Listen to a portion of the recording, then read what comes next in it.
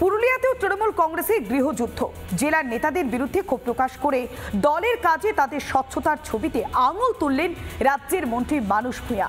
অন্যদিকে মন্ত্রী মানস ভূঁইয়ার কাছেই বেশ কয়েকজন কাউন্সিলরের বিরুদ্ধে অভিযোগ জানিয়েছেন তৃণমূলের শহর সভাপতি।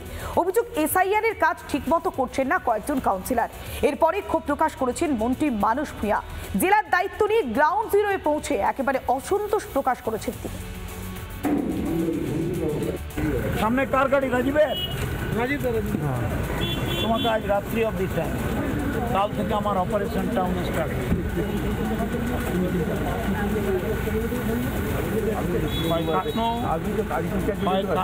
কি বলছি কথাটা, আমার কথাটা শুনে না, কে কাজ করছে না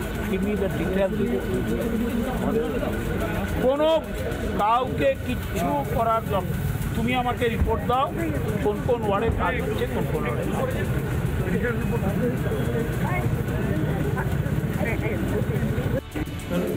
এত নেতা সব ঠিক করলে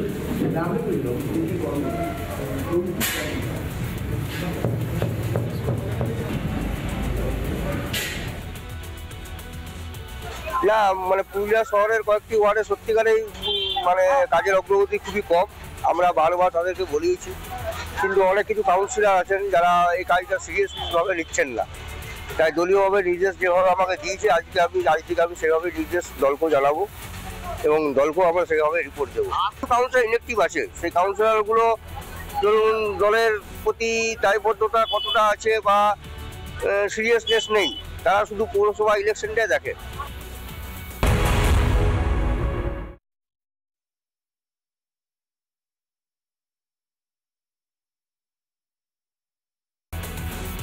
রাজ্যের শাসক দল রাজ্যের আইন শৃঙ্খলা পরিস্থিতি সামলাতে যেমন ব্যর্থ, ঠিক তেমনই নিজেদের ঘর গোছাতেও ব্যর্থ। নদিয়ার রানাঘাটের দক্ষিণ তৃণমূল কংগ্রেসের ব্লক আর টাউন কমিটিতে রদবদল হয়েছে, আর সেই রদবদলের ঘোষণার পরেই একেবারে প্রকাশ্যে এসেছে শাসকের সংসারে অশান্তি, যা দেখে খোঁচা দিতে ছাড়ছে না বিরোধীরা।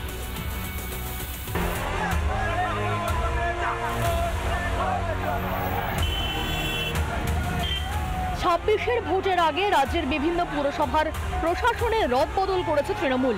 তারপরই বিভিন্ন জায়গায় জমে উঠেছে পুরো নাটক। এবার সংগঠনের রদবদল নিয়েও চাপা থাকলো না তৃণমূলের অভ্যন্তরীণ গোষ্ঠীদ্বন্দ্ব।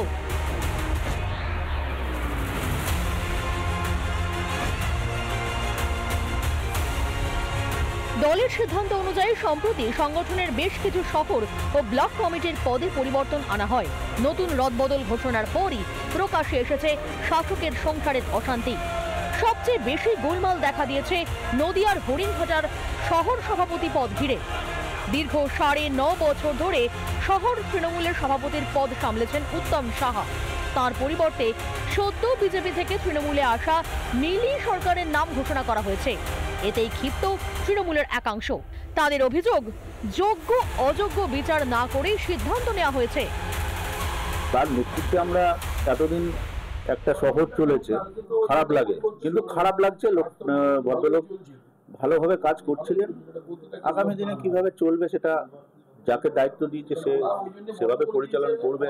আমাদের মমতা বন্দ্যোপাধ্যায়কে মানে যেভাবে ন্যাক্কারজনকভাবে গালাগালি করেছে, আমাদের কাছে নিজেদেরই খারাপ লাগে। সে এখন সভাপতি।